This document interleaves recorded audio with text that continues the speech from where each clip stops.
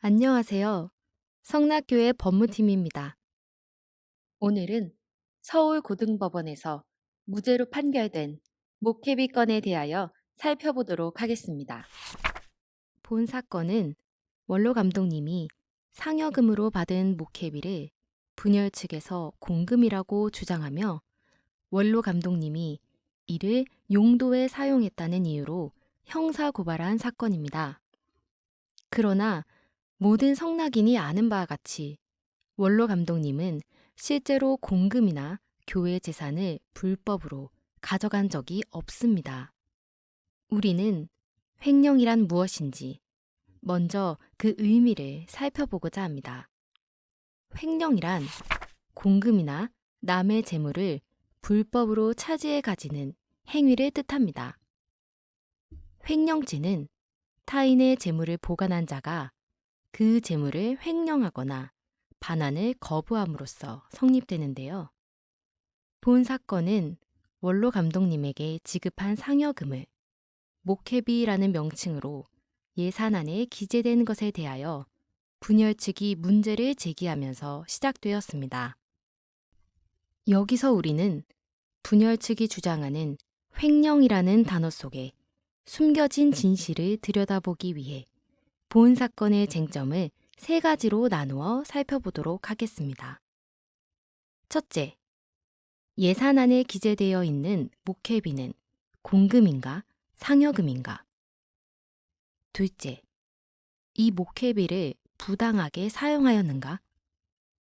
셋째, 이 목회비에 대해 용도에 사용하려는 고의성이 있었는가?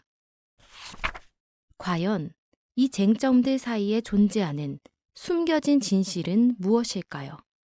우선 첫 번째 쟁점을 다루기 전에 목회비란 무엇인지 함께 살펴보겠습니다. 이 목회비는 1977년경 이미 담임 감독님의 상여금으로 하여 교회 1년 예산의 1%로 산정한 것입니다. 이에 대하여 1993년경 사무처 총무국장이 원로 감독님께 상여금 지급을 제안하였으며 94년경 교회 사무처장과 재정위원장의 승인하에 목회비라는 명칭으로 지급하게 된 것입니다. 여기서 우리는 목회비 지급 방식에 주목하고자 합니다. 교회 사무처는 목회비를 3년 적금으로 모아서 만기 시에 지급했으며 사용 기간이나 용도에 대해 정한 바도 전혀 없다는 사실을 발견할 수 있습니다. 목적은 분명했습니다. 원로 감독님의 상여금으로 지급한 것입니다. 따라서 우리는 이 목회비에 대해 교회 사무처가 목적과 용도를 한정하지 않고 원로 감독님의 판단에 따라 처분하도록 일임하고 교부한 자금인 것을 알 수 있습니다. 2017년 7월 분열 측 재정 보고에 의하더라도 목회비를 보수라고 인식하여 부목사의 사례비를 목회비 항목으로 기재한 것을 확인할 수 있었습니다. 과연 예산안에 기재된 목회비는 공금일까요? 공금인지 여부의 결정은 해당 금원, 조성 경위, 목적, 조성 방법, 지급 및 사용 방법에 의해 결정되는데요. 위 5가지 중 어느 것에 의해 살펴보더라도 목회비는 공금이 아닌 상여금으로 지급했다는 사실을 확인할 수 있습니다. 두 번째 쟁점을 살펴보기 이전에 우리는 불법 영득의사라는 개념을 확인할 필요가 있습니다. 불법 영득의사란 부당하게 권리자를 배척하고 다른 사람의 물건을 자기 소유물과 같이 이용하고 처분하는 행위를 의미합니다. 원로 감독님은 목회비의 대부분을 성락교회에 대여하셨다는 것을 확인할 수 있습니다. 이는 성락교회 그 자체가 개척자이신 원로 감독님의 목회적 터전임 동시에 목회비를 대여하는 일을 통해 교회가 현금 보유액을 확보함으로써 교회 사무처에 재정적 안정을 주고자 함입니다.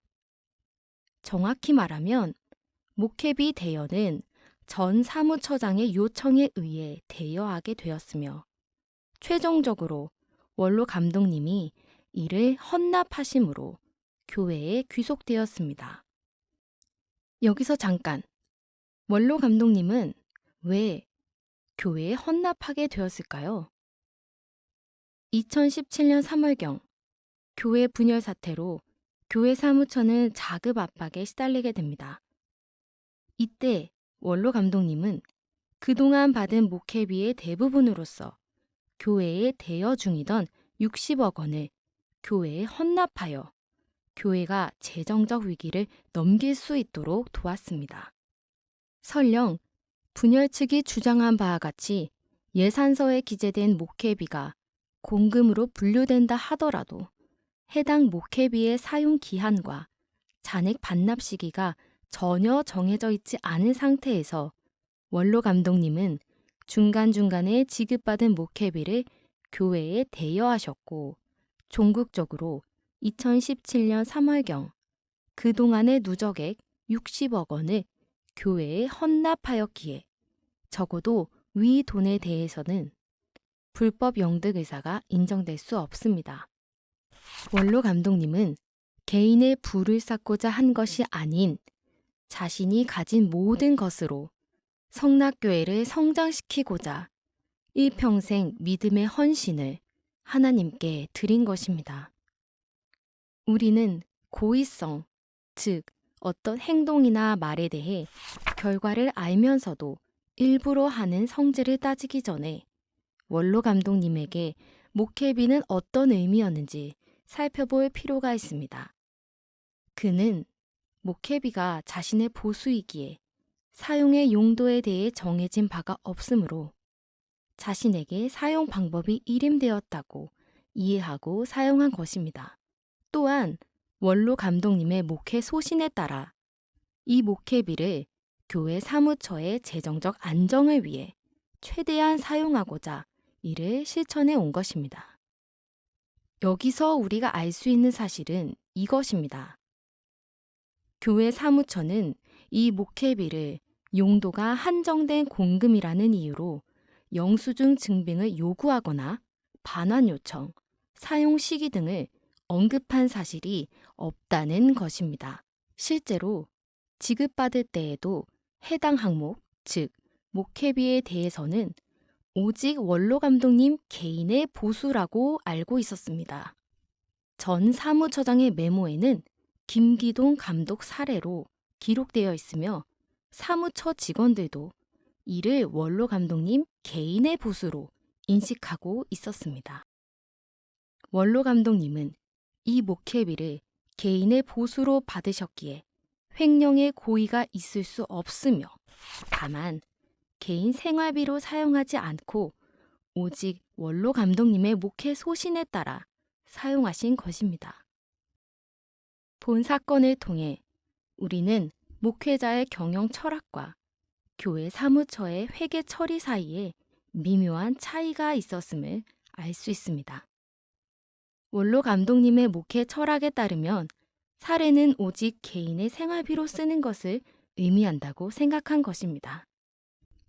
따라서 목회비가 자신의 소유임을 알았음에도 자신의 가정을 위해 쓰지 않고 목회를 위해 쓰겠다고 결심하고 실천하였기에 사례를 받지 않는다고 말씀하신 것입니다. 반면 교회 사무처는 목회비의 성격을 알고 있었음에도 교회 행정상 용어를 통일하거나 규정을 정립하지 않고 임시 방편적으로 처리한 것입니다. 1심에서 재판부는 공적으로 쓰고자 했다는 원로 감독님의 발언을 근거로 목회비가 공금이라고 판단하였습니다. 과연 원로 감독님의 주관적 발언만을 가지고 목회비는 공금이다 라고 규정할 수 있을까요?